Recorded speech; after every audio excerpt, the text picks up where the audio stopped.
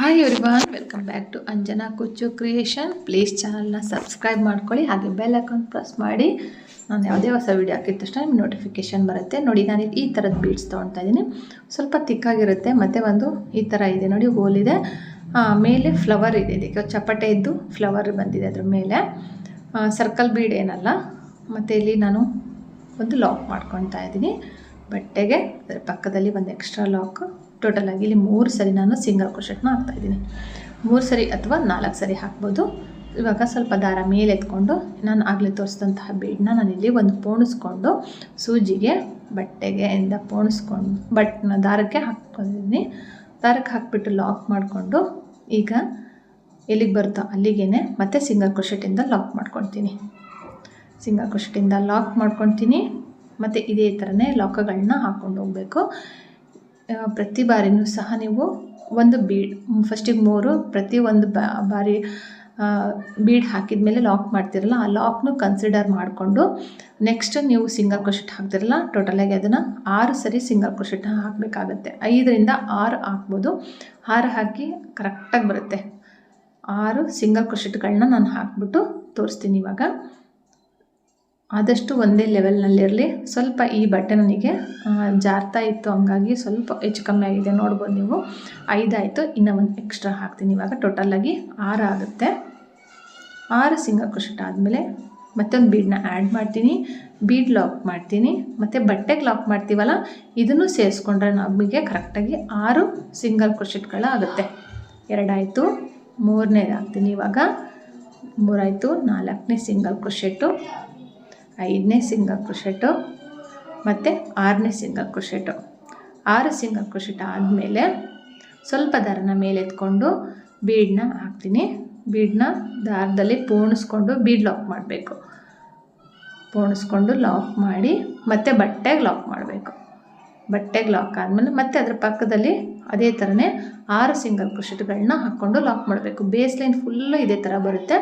ನೀವು ಇದರಲ್ಲಿ ಸ್ವಲ್ಪ ಚೇಂಜಸ್ ಮಾಡ್ಬೋದು. ಅಂದರೆ ಏನಂತ ಹೇಳ್ತೀನಿ, ಇದನ್ನು ಹಾಫ್ ಡಬಲ್ ಕ್ರೋಶೆಟ್ ಹಾಕ್ತೀವಲ್ಲ, ಅಂದರೆ ಸೂಜಿ ಮೇಲೆ 2 ಸರಿ ದಾರ ತೊಗೊಂಡು 3 ದಾರದಿಂದ ಈ ಥರ ವಾಪಸ್ ಬಂದುಬಿಟ್ಟು ಈ ಥರ ಹಾಕಿಬಿಟ್ಟು ಈ ಬೀಡ್ ಕೆಳಗಡೆಗೆ ದಾರ ಇರುತ್ತೆ, ಅಲ್ಲಿ ಕುಚ್ಚು ಕಟ್ಕೊಡ್ಬೋದು.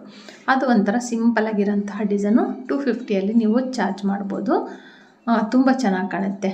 ಇವಾಗ ನೋಡಿ, ನಾನು 3 ಸರಿ ಹಾಕಿದ್ದೀನಿ. ಅದಾದ ನಂತರ 6 ಸಿಂಗಲ್ ಕ್ರೋಶೆಟ್ ಹಾಕಿಬಿಟ್ಟು ಅದನ್ನು ಬೀಡ್ ಹಾಕಿ ಲಾಕ್ ಮಾಡಿದ್ದೀನಿ. ಇವಾಗ ಫಸ್ಟ್ನೇ ಸಿಂಗಲ್ ಕ್ರೋಶೆಟ್ ಇತ್ತಲ್ಲ, ಅದ್ರ ಮೇಲೆ ಇವಾಗ ನೆಕ್ಸ್ಟ್ ದಾರನ ನಾನು ತೊಗೊಂಡಿರೋದನ್ನು ಲಾಕ್ ಮಾಡ್ಕೊತೀನಿ. ಲಾಕ್ ಮಾಡ್ಕೊಂಡು ಅದ್ರ ಪಕ್ಕದಲ್ಲಿರೋಂಥ ಇನ್ನೊಂದು ಸಿಂಗಲ್ ಕ್ರೋಶೆಟ್ ಮೇಲೆ ಇನ್ನೂ ಒಂದು ಲಾಕ್ ಮಾಡ್ಕೊತೀನಿ. ಲಾಕ್ ಆದಮೇಲೆ ಇವಾಗ ಚೈನ್ಗಳನ್ನ ಹಾಕ್ತೀನಿ. 3 ಚೈನ್ಗಳನ್ನ ಹಾಕಬೇಕಿಲ್ಲಿ. 1 2 3 ಚೈನ್ ಹಾಕ್ತೀನಿ. ಇಲ್ಲಿ ಟ್ರಿಬಲ್ ಕ್ರೋಶೆನ ಹಾಕ್ತೀನಿ. ನಾನು ಸೂಜಿ ಮೇಲೆ 2 ಸರಿ ದಾರ ತೊಗೊತೀನಿ.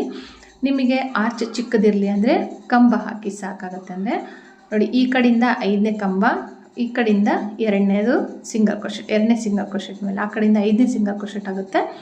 ಈ ಕಡೆ ಬೀಡ್ ಪಕ್ಕದಿಂದ 2ನೇ ಸಿಂಗಲ್ ಕ್ರೋಶೆಟ್ ಮೇಲೆ ಈ ಟ್ರಿಬಲ್ ಕ್ರೋಶೆನ ಹಾಕಬೇಕು. ಈ ಟ್ರಿಬಲ್ ಕ್ರೋಶೆ ಬೇಡ ಅಂದರೆ ನಾನು ಹೇಳಿದಲ್ಲ, ಜಸ್ಟ್ ಕಂಬನ ಹಾಕಿಬಿಟ್ಟು ನೀವು ನಾನು ನೆಕ್ಸ್ಟ್ ಡಿಸೈನ್ ತೋರಿಸ್ತೀನಲ್ಲ ಅದನ್ನು ಕಂಪ್ಲೀಟ್ ಮಾಡ್ಬೋದು. ಆ ಥರನೂ ಮಾಡ್ಬೋದು.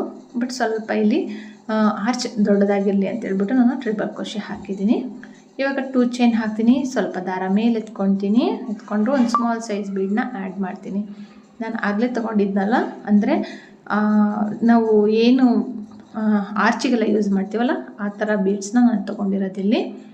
ಸ್ಮಾಲ್ ಸೈಜ್ ಆರ್ಟ್ಸ್ ತೊಗೊಂಡು ಸೂಜಿಗೆ ಪೋಣಿಸ್ಕೊಂಡು ಸೂಜಿ ಮೇಲೆ ಒಂದು ಸರಿ ದಾರ ತೊಗೊಂಡು ಒಂದು ಕಂಬ ಹಾಕ್ತೀನಿ.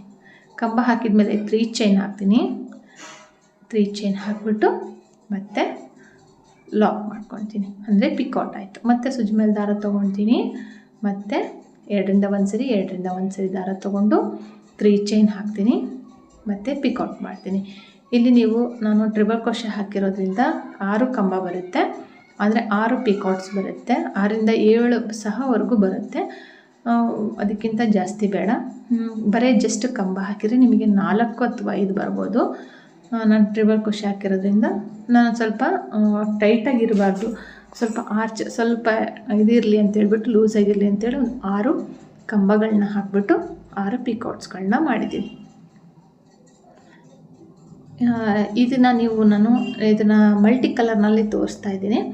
ಇದಕ್ಕೆ ನಿಮಗೆ ಸ್ಕ್ವೇರ್ ಅಂದರೆ ಚೆಕ್ಸ್ ಬರುತ್ತಲ್ಲ ಸ್ಯಾರಿ ಎಲ್ಲ ಆ ಥರ ಸೀರೆಗಳಿಗೆಲ್ಲ ನೀವು ಈ ಡಿಸೈನ್ನ ಹಾಕಿ ಕೊಡ್ಬೋದು. ನಾನು ನಿಮಗೆ ತೋರಿಸ್ತೀನಿ ಯಾವ ಥರ ಸೀರೆ ಇದ್ದರೆ ಈ ಡಿಸೈನ್ಗೆ ಸೂಟ್ ಆಗುತ್ತೆ ಅಂತ. ಆ ಥರ ಸೀರೆ ಡಿಸೈನ್ ಇದ್ದರೆ ನೀವು ಈ ಡಿಸೈನ್ನ ಚೂಸ್ ಮಾಡಿ ಹಾಕ್ಕೊಡಿ. ನೋಡಿ ನನಗೆ 6 ಟ್ರಿಬಲ್ ಕ್ರೋಶೆ ಬಂತಿವಾಗ, 6 ಕಂಬ ಜಸ್ಟ್ ಮತ್ತು ಪಿಕಾಟ್. ಇವಾಗ ಇಲ್ಲಿ ಲಾಕ್ ಇತ್ತಲ್ಲ ಪಕ್ಕದಿಂದ 1 2 3 4ನೇ ಸಿಂಗಲ್ ಕ್ರೋಶೆಟ್ ಇತ್ತಲ್ಲ, ಈ ಕಡೆಯಿಂದ 2ನೇ ಸಿಂಗಲ್ ಕ್ರೋಶೆಟ್ ಮೇಲೆ ಒಂದು ಬಿಟ್ಬಿಟ್ಟು ಇನ್ನೊಂದು ಆ ಕಡೆಯಿಂದ 1 ಸಿಂಗಲ್ ಕ್ರೋಶೆಟ್ ಬಿಟ್ಬಿಟ್ಟು ಈ ಕಡೆ ಸಿಂಗಲ್ ಕ್ರೋಶೆಟ್ 2ನೇ ಸಿಂಗಲ್ ಕ್ರೋಶೆಟ್ ಮೇಲೆ ಈ ಆರ್ಚ್ನ ಲಾಕ್ ಮಾಡ್ಕೊತೀನಿ ನಾನು. ಲಾಕ್ ಮಾಡಿಕೊಂಡ್ರೆ ಈ ಥರ ಇರುತ್ತೆ ನೋಡಿ, ಸ್ಟಿಫ್ ಆಗಿರುತ್ತೆ. ಇದಕ್ಕಿಂತ ಜಾಸ್ತಿ ಬೇಡ. ನಾನು 2 ಚೈನು 1 ಬೀಡು ಮತ್ತು 6 ಪಿಕಾಟ್ಸ್ಗಳನ್ನ ಮಾಡಿದ್ದೀನಿ. ಈ ಏನು ನಾನು ಬೀಡ್ಸ್ ನೋಡಿಲ್ಲ ಅದು ಸುತ್ತ ಕರೆಕ್ಟಾಗಿ ಕವರ್ ಆಗುತ್ತೆ ಟ್ರಿಬಲ್ ಕ್ರೋಶೆ ಹಾಕಿರೋದ್ರಿಂದ. ನೀವು ಯಾವ ಬೀಡ್ಸ್ ತೊಗೊತೀರೋ ಅದ್ರ ಮೇಲೆ ಡಿಪೆಂಡ್ ಆಗುತ್ತೆ. ಮತ್ತು 3 ಚೈನ್ ಹಾಕ್ತೀನಿ. ಸೂಜಿ ಮೇಲೆ 2 ದಾರ ತೊಗೊಂಡ್ಬಿಟ್ಟು ಫಸ್ಟ್ನೇ ಸಿಂಗಲ್ ಕ್ರೋಶೆಟ್ ಬಿಟ್ಬಿಟ್ಟು 2ನೇ ಸಿಂಗಲ್ ಕ್ರೋಶೆಟ್ ಮೇಲೆ ನಾನು ಇವಾಗ ಟ್ರಿಬಲ್ ಕ್ರೋಶೆ ಹಾಕಿದೆ. ಟ್ರಿಬಲ್ ಕ್ರೋಶೆ ಹಾಕಿದ ಮೇಲೆ ವಿ ಶೇಪ್ ಕಾಣುತ್ತೆ ನೀಟಾಗಿ. ಇವಾಗ 2 ಚೈನ್ ಹಾಕ್ತೀನಿ. 2 ಚೈನ್ ಹಾಕಿಬಿಟ್ಟು 2 ಚೈನ್ ಹಾಕಬೇಕು. 2 ಚೈನ್ ಹಾಕಬೇಕು. ಸ್ವಲ್ಪ ದಾರ ಮೇಲೆ ಎತ್ಕೊಂಡು ಒಂದು ಸ್ಮಾಲ್ ಸೈಜ್ ಆರ್ಚಿಗೆಲ್ಲ ಯೂಸ್ ಮಾಡ್ತೀವಲ್ಲ ಬೀಡು, ನಾನು ಆಗಲೇ ಹಾಕಿದ್ನಲ್ಲ ಅಂಥ ಬೀಡನ್ನ ಹಾಕಿಬಿಟ್ಟು ಬೀಡ್ ಲಾಕ್ ಏನು ಬೇಡ. ಮತ್ತು ಸೂಜಿ ಮೇಲೆ ಒಂದು ಸರಿ ದಾರ ತೊಗೊಂಡು ಟ್ರಿಬಲ್ ಕ್ರೋಶೆ ಒಳಗಡೆ ಹೋಗಿ ದಾರ ತಂದುಬಿಟ್ಟು 2ರಿಂದ 1 ಸರಿ 2ರಿಂದ 1 ಸರಿ ಚೈನ್ ಕಂಬ ಹಾಕಿಬಿಟ್ಟು ಇವಾಗ ಇಲ್ಲಿ 3 ಚೈನ್ಗಳನ್ನ ಹಾಕ್ತೀನಿ. 3 ಚೈನ್ ಹಾಕ್ತೀನಿ. ಕಂಬದ 2 ಚೈನು ಮತ್ತು ಕಂಬ ಇತ್ತಲ್ಲ ಅದ್ರ ಮಧ್ಯದಲ್ಲಿ ಹೋಗಿ ದಾರ ತಂದುಬಿಟ್ಟು ಪಿಕೌಟ್ ಮಾಡ್ತೀನಿ. ಇದೇ ಥರನೇ ಇಲ್ಲಿನೂ ಸಹ ನಾನು 6 ಪಿಕೌಟ್ಸ್ಗಳನ್ನ ಮಾಡ್ತೀನಿ. 7 ಸಹ ಮಾಡ್ಬೋದು, ಅದಕ್ಕಿಂತ ಜಾಸ್ತಿ ಬೇಡ. 7ವರೆಗೂ ಟ್ರೈ ಮಾಡ್ಬೋದು ನೀವು. 3 ಚೈನ್ ಹಾಕಬೇಕು, ಪಿಕೌಟ್ ಮಾಡಬೇಕು. ನೀವು ಪ್ರತಿಯೊಂದು ಇಲ್ಲಿ ಏನು ನಾನು ಪಿಕೌಟ್ ಹಾಕ್ತೀನಲ್ಲ, ಒಂದು ಪಿಕೌಟ್ ಆದಮೇಲೆ ಬೇಕಾದರೆ ಒಂದು ಬೀಡ್ಸ್ಗಳನ್ನ ಹಾಕ್ಕೋಬೋದು. ಅದು ನಿಮಗೆ ಬೀಡ್ಸ್ ಜಾಸ್ತಿ ಬೇಕು ಅಂದರೆ ಹಾಕ್ಬೋದು ಆ ಥರ. ಇಲ್ಲ ಬೇಡ ಅಂದರೆ ನಾನು ತೋರಿಸಿರೋ ಥರ ಸಿಂಪಲ್ಲಾಗಿ ಒಂದೊಂದೇ ಬೀಡ್ಸ್ಗಳನ್ನ ಆರ್ಚ್ ಬಂದು ಫುಲ್ಲು ಪ್ಲೇನಾಗಿ ಆ ಥರನೂ ಮಾಡ್ಕೋಬೋದು. ಫುಲ್ಲು ಕಂಪ್ಲೀಟ್ ಮಾಡಿಬಿಟ್ಟು ತೋರಿಸ್ತೀನಿ ನೋಡಿ. 3 ಚೈನ್ ಹಾಕಬೇಕು ಮತ್ತು ಪಿಕೌಟ್ ಮಾಡಬೇಕು. ಇಲ್ಲೂ ಸಹ ನನಗೆ 6 ಕಂಬಗಳು ಬರುತ್ತೆ. ಕಂಪ್ಲೀಟ್ ಮಾಡಿ ತೋರಿಸ್ತೀನಿ ನಾನು ಇವಾಗ. ಕಂಪ್ಲೀಟ್ ಆಯಿತು. ಇವಾಗ ನಾನಿಲ್ಲಿ ನಾನು ಆಗಲೇ ತೋರಿಸಿದ್ನಲ್ಲ ಅದೇ ಥರನೇ ಆ ಕಡೆಯಿಂದ ಬೀಡ್ರಿಂದ 2ನೇ ಸಿಂಗಲ್ ಕ್ರೋಶೆಟ್ ಮೇಲೆ ಈ ಆರ್ಚ್ನ ಲಾಕ್ ಮಾಡ್ಕೊತೀನಿ. ಕ್ಲೀನಾಗಿ ಕೂತ್ಕೊಳ್ಳುತ್ತೆ, ನೋಡ್ಬೋದು ನೀವು, ನೀಟಾಗಿರುತ್ತೆ.